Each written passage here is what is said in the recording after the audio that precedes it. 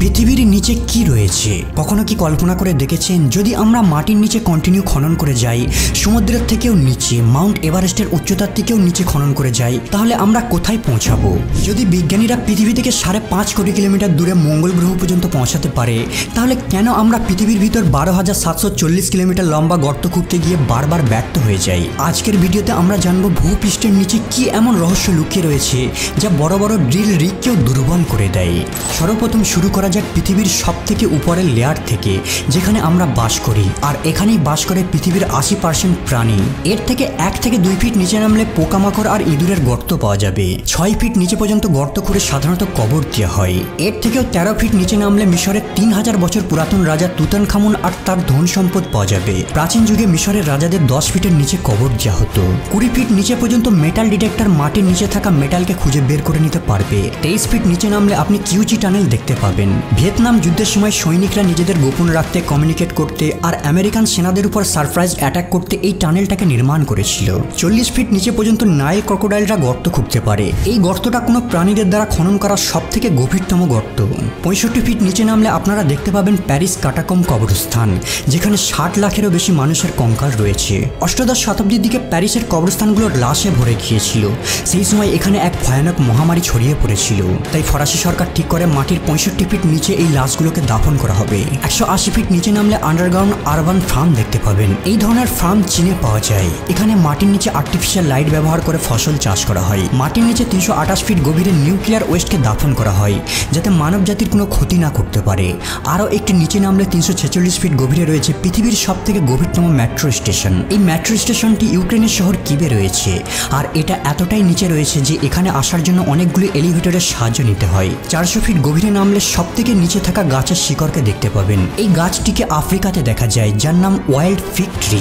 জলের সন্ধানে এরা এতটা পর্যন্ত নিচে নামতে পারে। 500 ফিট নিচে নামলে পৃথিবীর সব থেকে গভীরতম হোটেল দেখতে পাবেন, যার নাম সালা সিলভার মাইন আন্ডারগ্রাউন্ড হোটেল। এই হোটেলটি সুইডেনে অবস্থিত। এখানে কোনো ওয়াইফাই নেই, কোনো মোবাইল সিগন্যাল নেই।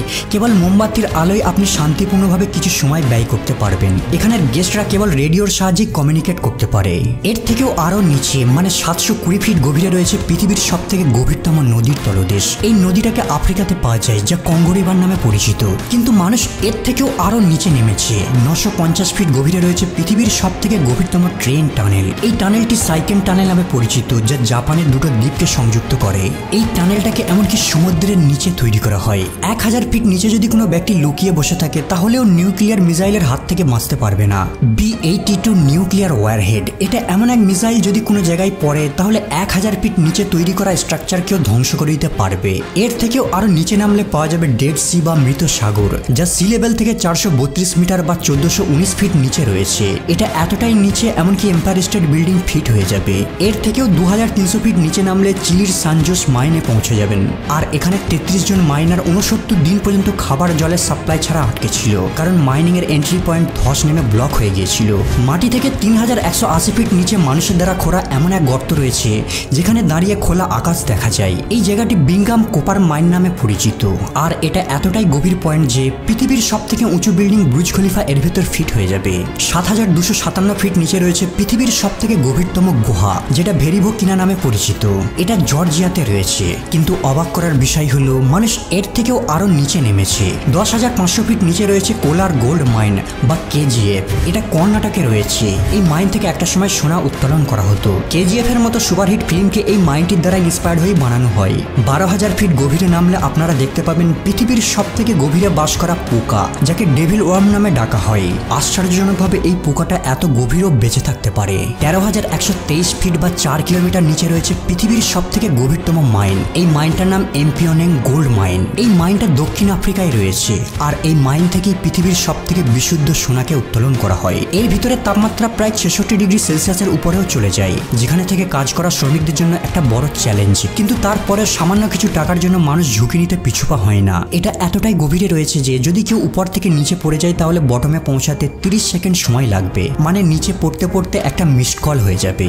এই পয়েন্ট থেকে আরো কিছুটা নিচে 29,032 ফিট গভীরতা ততটাই উঁচু যতটা মাউন্ট এভারেস্ট পাহাড়ের হাইট। আরো নিচে যদি 35,640 ফিট গভীরে নামা হয়, তাহলে সমুদ্রের সব থেকে গভীরতম পয়েন্টে নামা হবে। 1951 সালে ব্রিটিশ শিপ HMS চ্যালেঞ্জার দড়ি দিয়ে সমুদ্রের এই পয়েন্টটাকে মেজার করে, যা প্রায় 10 10,863 মিটার গভীরে এর তল খুঁজে পাই। সমুদ্রের এই পয়েন্টটা চ্যালেঞ্জার ডিপ নামে পরিচিত। এটা এতটাই গভীর যে যদি মাউন্ট এভারেস্ট পর্বতকে উল্টো করে এর নিচে ফেলা হয় তারপরে 2 কিলোমিটার গ্যাপ রয়ে যাবে। কিন্তু আপনি শুনলে অবাক হবেন, মানুষ এর থেকেও আরো গভীরে গর্ত খনন করেছে। 40,230 ফিট অথবা 12 কিলোমিটার নিচে মানুষের তৈরি করা সব থেকে গভীরতম গর্ত রয়েছে, যা কোলা সুপার ডিপ বোরহোল নামে পরিচিত। এই গর্তটা 23 সেন্টিমিটার চওড়া। 1997 সালে রাশিয়ার মিশন ছিল এমন একটা গর্ত খুঁড়বে তারা যা পৃথিবীর সেন্টার পর্যন্ত পৌঁছে যাবে। কিন্তু 9 বছর ধরে কন্টিনিউ ড্রিলিং করার পর তারা এমন একটা পয়েন্টে এসে পৌঁছায় যেখানে টেম্পারেচার 200 ডিগ্রি পর্যন্ত পৌঁছে যায়। আর এর ফলে ড্রিল ইকুইপমেন্ট এতটাই গরম হয়ে যেত যে এর নিচে আর নামা তাদের কাছে সম্ভব হতো না। মানুষের দ্বারা তৈরি করা এটাই একমাত্র গর্ত যার নিচে আজ পর্যন্ত কেউ খনন করতে পারেনি। পৃথিবী কতটা গভীর এই বিষয়টিকে জানার পূর্বে আগে আমাদের জানতে হবে পৃথিবীর লেয়ার সম্পর্কে। পৃথিবীকে 4টে লেয়ারে ভাগ করা হয়েছে। প্রথম লেয়ারের নাম ক্রাস্ট, দ্বিতীয় লেয়ারটির নাম মেন্টাল, তৃতীয় লেয়ারটির নাম আউটার কোর আর চতুর্থটির নাম ইনার কোর। এতক্ষণ আমাদের খনন পৃথিবীর প্রথম লেয়ারে চলছিল। এই লেয়ারটা 30 থেকে 70 কিলোমিটার মতো মোটা। আর এই ক্রাস্ট লেয়ারেই আমরা বাস করি।